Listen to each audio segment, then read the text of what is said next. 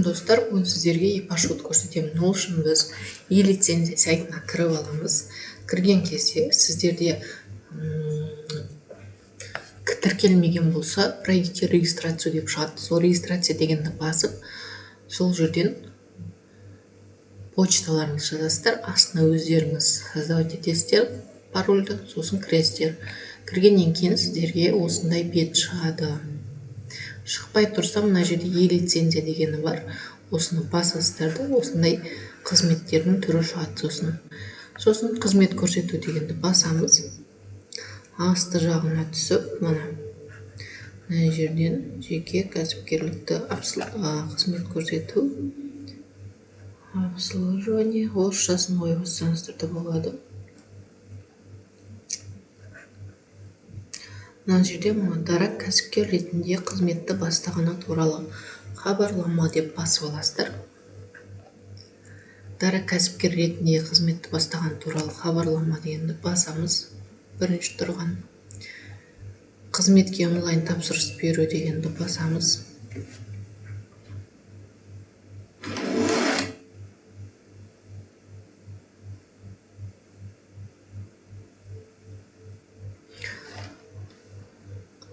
Жеке кәсіпкерлікті қайдан ашып жатыр, сол қаланы таңдап аламыз, және ол қаланың қандай районына қарайды, соны таңдап аласыздар. Яғни магазин болса, мысалы бір торговый центрде магазин ашып жатсаңыздар, сол торговый центрдің адресі бойынша таңдайсыздар райондарды. Мына жерде данныйлары шығады. Одан кейін почтовый индекс. Өзіңіздің ашып жатқан қалаңыздың индексін жазасыздар. Оны мына жақтан көріп алсаңыздар болады. Индекс. Интернет. Индекс Шымкент деп жазамын. Шымкент қаласынан ашылып жатыр. Пошталық индексі мынандай. Осыны копировать етіп аламын да. Мына жерге қоямын. Пошталық индекс дегенге ставить. Мына жерде звездочка тұрғанның бәрін толтырып шығу керек. Мыналар қалғандар өздері автоматтан толтырып тұр. Енді мына жерде телефон номерін жаз деп тұр. Телефон номерін жазамыз. Егопқа тіркелген телефон номерін жазып шығамыз. Одан әрі дегенді басамыз. Сосын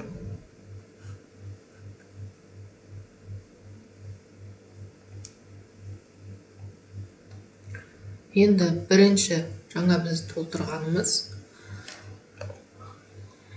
данныйларының бәрі ол өзінің жеке адамның данныйларын толтырып шықтық. Енді мына жерге ИП-ның данныйларын толтырамыз. Телефон номері, жеке кәсіпкерлігінде қандай телефон номерді қолданады, соны жазамыз. Сосын нысанның орналасу түрі, яғни біздің ашып жатқан бутигіміз қай жерде орналасқан. Солар шамсына звездочка тұрған жердің бәрін толтырып шығу керек.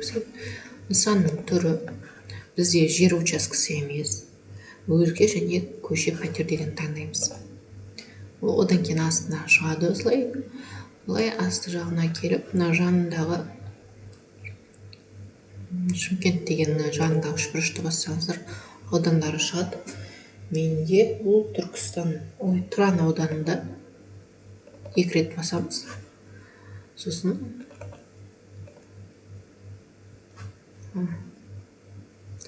қайда кетті?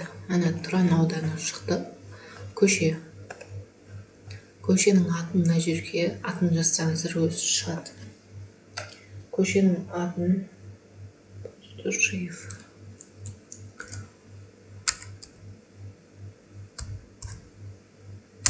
Шиев деген көше екен.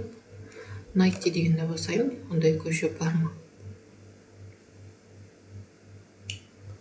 Усташеев екен ғой.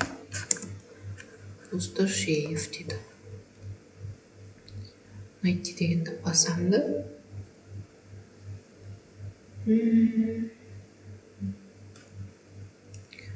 Мынаны іздеп көрейік. Осыдан. Усташеева.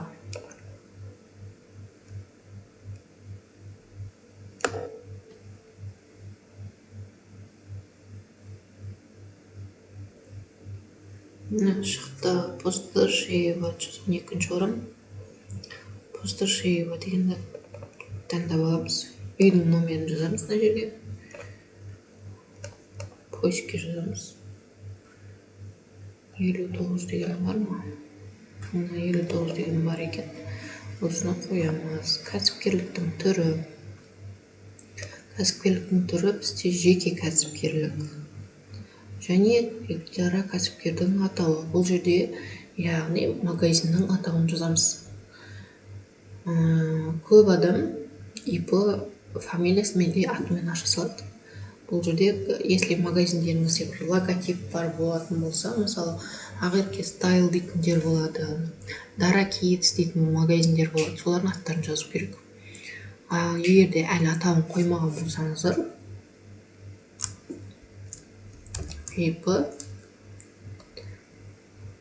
ондай атауларыңыз жоқ болса, кәдімгідей ИП атымен жазсаңыздар. ИП Маралтып жазып салайық. Егерде магазиндеріңіз атаулары болатын болса, осы жерге жазыңыздар. Дара Kids, Ақерке стайл, магазиндердің аттары көп қой. Солардың өздеріңіз таңдаған бір атауды осы жерге жазасыздар. Одан кейін мына жерде проверка болады, 2. Осыны жіберу дегенді басасыздар да, мына астында тағы екінші проверка, жіберу дегенді басасыздар. Біреуінде жоқ, сосын иә деп шығады. Одан кейін бізде салық режимін таңдаймыз. Бұл кәсіпкер қандай салық режимде жұмыс жасайды? Бізде қазір 3 қана салық режимі қалды 2026-та.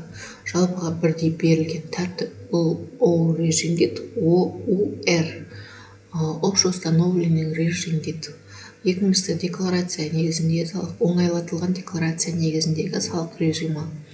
Бұл упрощенный декларация, көбісі сонымен ашады. Екінші соңғысы шаруа немесе фермерлік қожалықтар үшін арналу салық режимі. КХ дейді бұны, крестьянское хозяйство бойынша жұмыс жасадым болсаңыздар, соны таңдайсыздар. Бұл бізде ОУР режимде емес, оңайлатылған декларация, упрощенка режимінде жұмыс жасайтын болады. Одан әрі басамыз.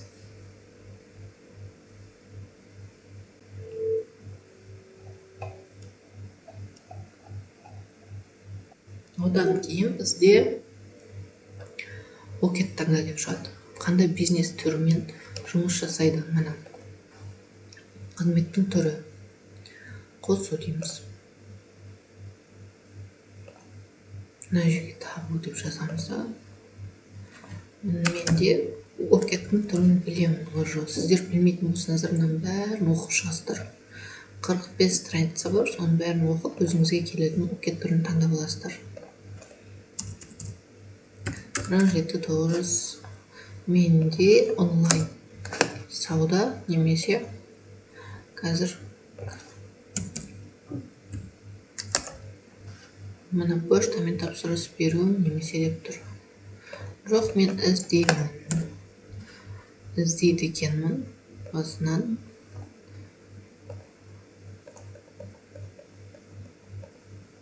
Сауда бізде мына океттердің соңғы жағында 45 страницаға дейін жылжытып аламыз. Мына сауда алаңы, тоқыма, тұрмыстық электр.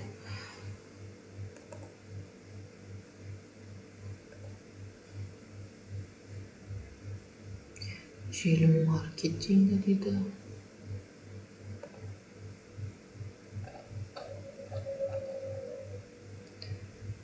Тасымалдау және таратпау бөлшек саудада сатылу дейді. Базарда тамақ өндіру.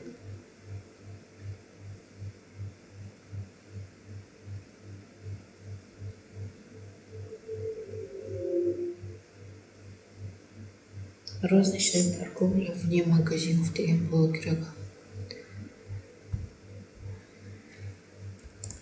Вне магазинов.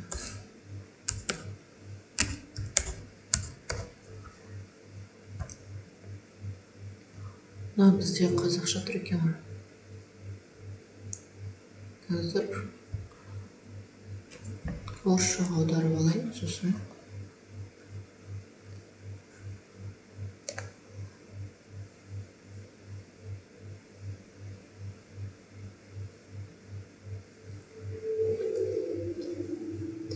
добавить дейміз. Окет мына жерде стрелочканы басып. Хороший, это то, что сундук стеншины. Шамикен шықпайды. Розничная торговля. Короче, розничная торговля.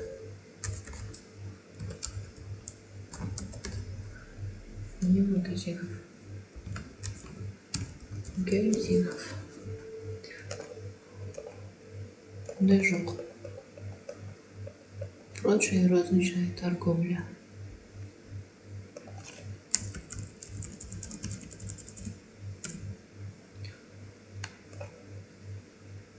На жерде прочая торговля. У нас магазин или торговый объект.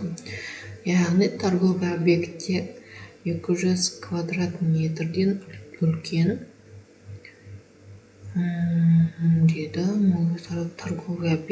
Торговый объект, прочее различные магазин, торговый объект дейді. Мана есть магазины хорошо. Вне магазинов мана.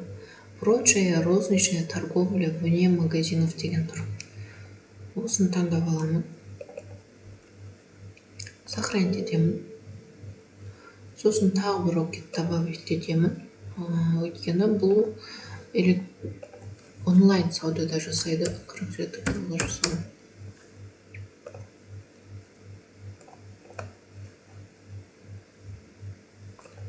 Осыны да қосып қоямын. Прочая розничная торговля вне магазинов дегенде оның окет неге шықпай тұр. Қазір уведомление көреміз. Далее деп басамыз.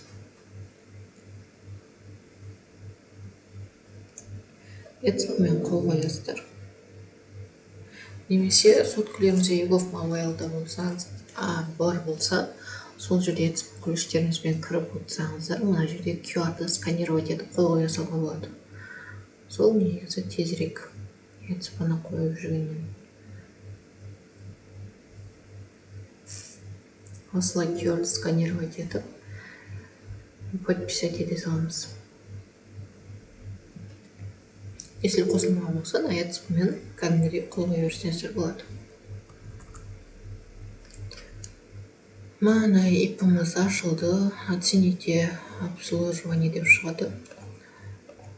Біреуін басып жібере саласыздар да, сосын мына жерден жаңағы ипінің уведомление, ипі талонын алу үшін осы жерде басасыздар.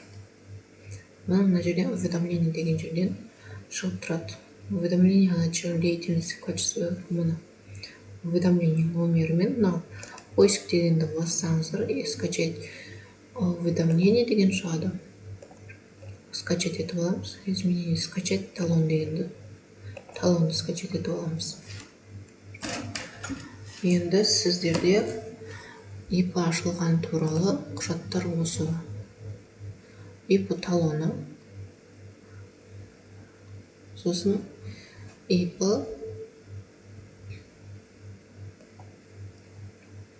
уведомлениесі. Көріп аласыздар. Ипі уведомлениесі, мына океті шықты, бағына шықпай тұрады. Енді шықты. Режимі бізде налоговый режим болып тұр. Специальный налоговый режим, упрощенка негізіндегі режимде ашылған.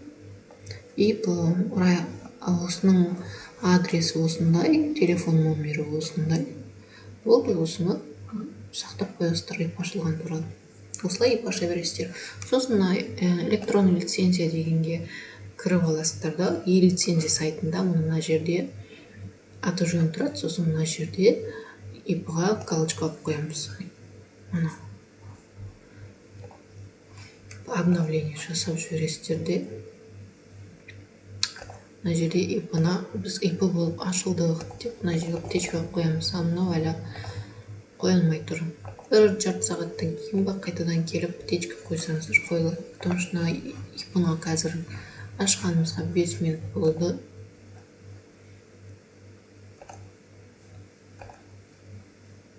Ипо дегенге галочка қойып тұру керек.